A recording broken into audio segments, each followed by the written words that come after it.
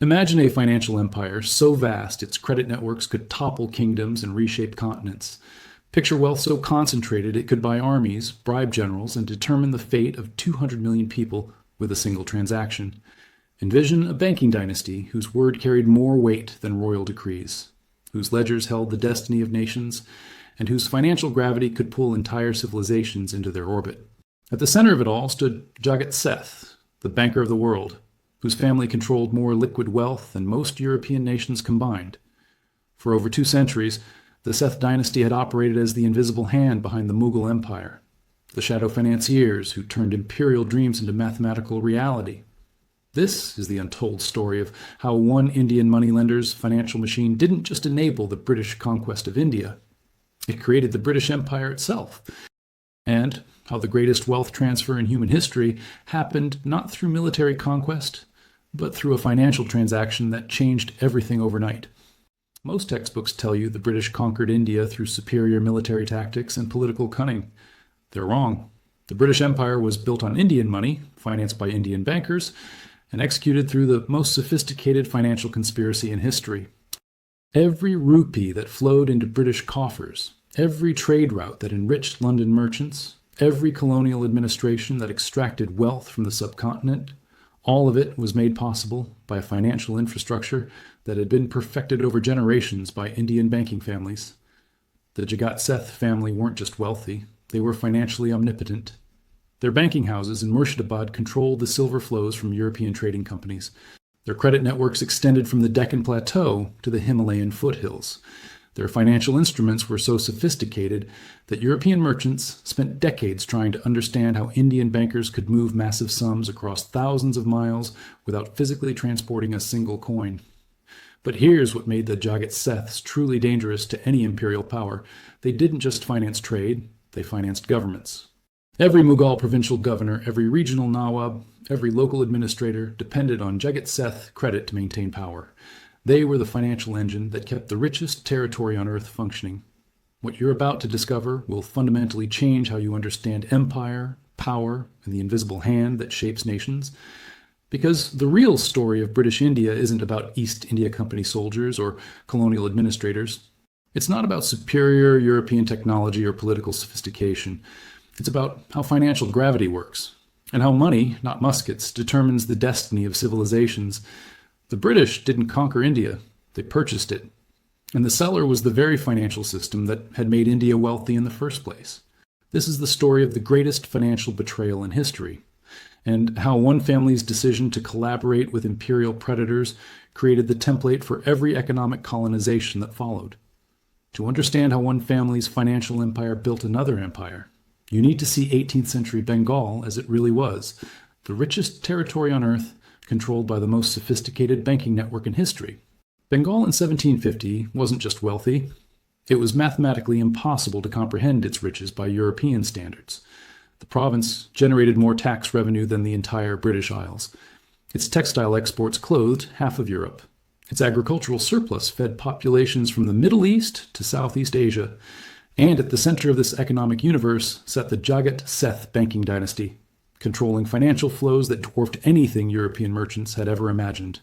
The Jagat Seth family weren't just moneylenders. Picture them as a fusion of J.P. Morgan Chase, the Federal Reserve, and Goldman Sachs, but with the added power to mint currency, control trade routes, and finance entire kingdoms.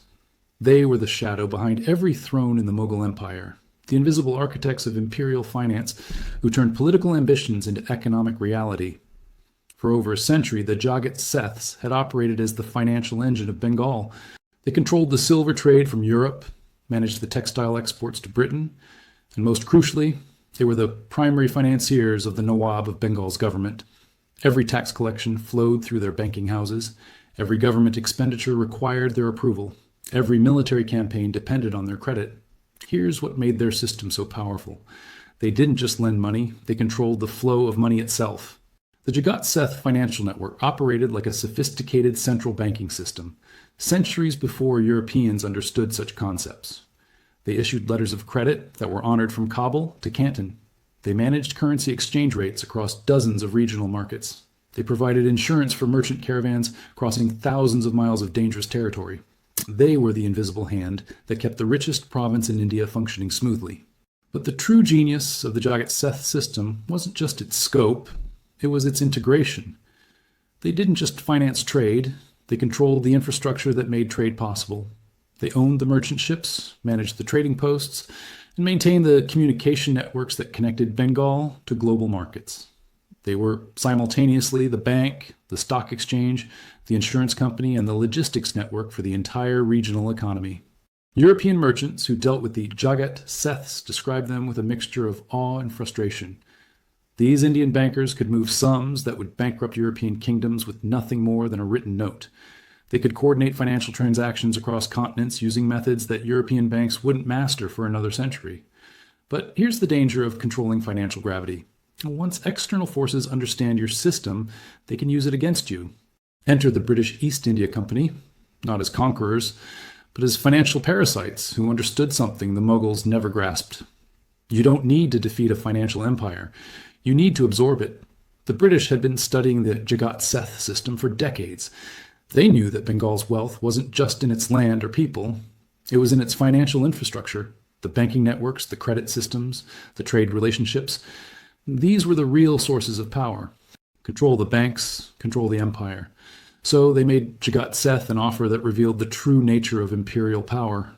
Join us, and we'll make you richer than any Mughal ever could. Oppose us, and we'll destroy the system that made you powerful. The conspiracy wasn't military, it was financial, and it had been years in the making. June 23rd, 1757, the Battle of Plassey. History books call it a military victory that established British dominance in India. It was actually a financial transaction disguised as warfare, the most sophisticated hostile takeover in history, orchestrated not in London boardrooms, but in the banking houses of Murshidabad. What followed was not a battle between British and Bengali forces, but the systematic financial dismantling of the richest territory on earth. The conspiracy had been 3 years in the making.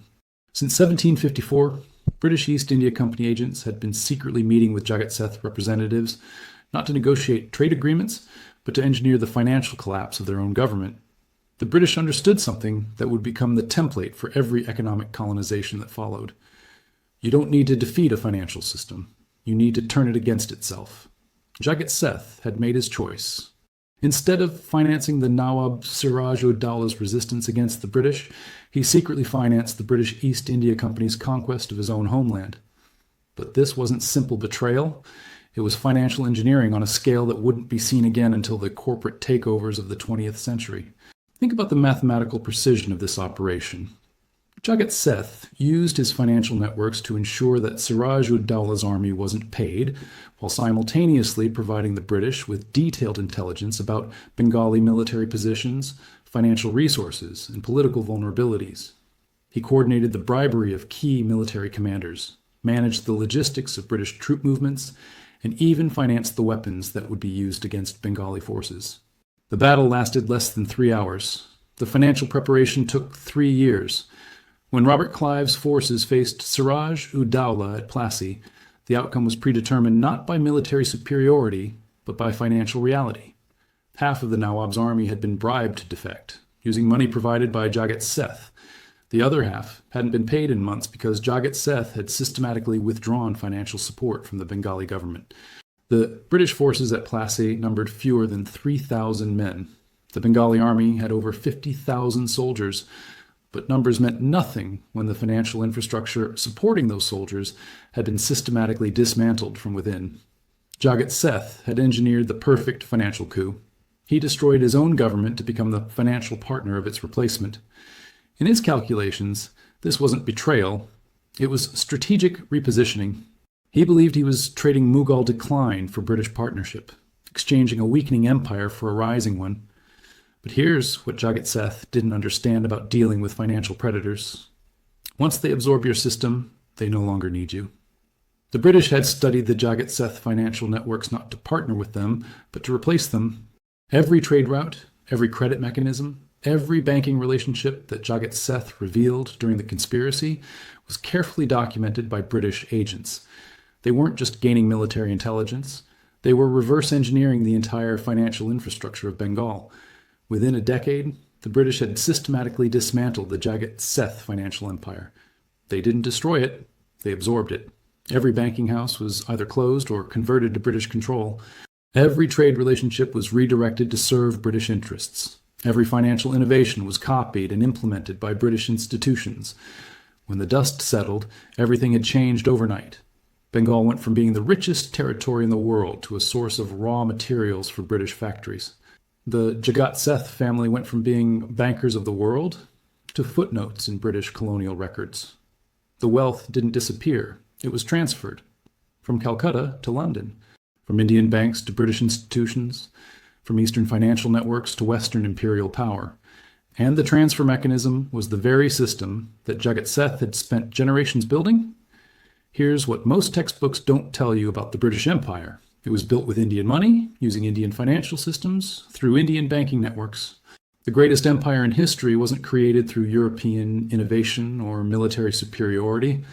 It was purchased using the wealth and financial infrastructure of the territories it claimed to conquer. The numbers are staggering and reveal the true scale of this financial transfer. Between 1757 and 1857, the British extracted an estimated $45 trillion in today's money from India. That's more than the combined GDP of the United States and China today, for a century. But this wasn't just wealth extraction. It was systematic financial colonization using methods that would become the blueprint for every economic empire that followed. The real transfer wasn't just money, it was financial infrastructure itself. The Jagat Seth banking networks became the foundation of British colonial finance. Their trade routes became British commercial highways. Their credit systems became the backbone of British imperial expansion across Asia, Africa, and the Americas. Consider the mathematical precision of this absorption. Every financial innovation that the Jagat Seth family had developed over 2 centuries, the letters of credit, the currency exchange mechanisms, the insurance systems, the logistics networks, was systematically copied and implemented by British institutions. The East India Company didn't just steal wealth, they stole the entire system for creating wealth. The irony, Jagat Seth's financial empire was so sophisticated that it took the British another century to fully understand and replicate it. The very systems they absorbed in Bengal became the template for British financial dominance worldwide. The banking methods developed in Murshidabad were later used to finance British expansion in Hong Kong, Singapore, and Australia.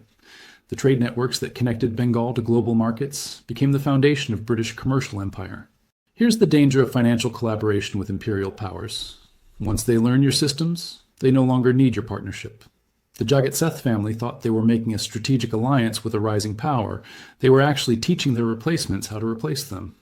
Every financial secret they shared, every banking innovation they revealed, every trade relationship they introduced became a weapon used against them. This pattern didn't end with British India. It's the blueprint for every financial empire that followed. American banks learned from British colonial finance, studying how to absorb local financial systems rather than compete with them. Modern multinational corporations use the same absorption strategies, entering developing markets as partners before systematically replacing local financial institutions. International financial institutions employ the same gravitational principles that Jagat Seth mastered, and that the British turned against him. History doesn't just repeat, it compounds.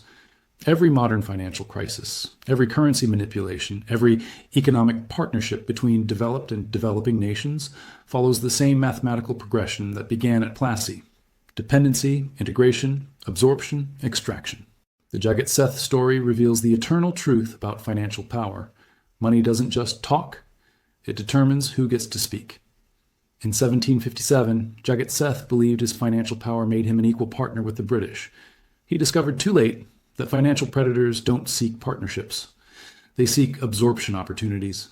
If history has proven anything, it's that empires fall when they forget that financial loyalty is always temporary, but financial systems are forever. The Mughal Empire collapsed because it never understood that its financial foundation was controlled by interests that could be turned against it. The Jagat Seth dynasty fell because they believed their financial sophistication made them indispensable to any imperial power. The British Empire eventually collapsed, but the financial mechanisms they absorbed from Bengal, the credit networks, the trade systems, the wealth extraction methods, those became the foundation of the global financial system we live in today. Every international bank, every multinational corporation, every global financial institution uses methods that can be traced back to the systems that Jagat Seth built and the British absorbed. The shadow behind every modern throne isn't military might or political power, it's financial gravity. And that gravity always flows toward whoever controls the system, regardless of who built it originally. Empires rise and fall, but financial systems, they just change ownership.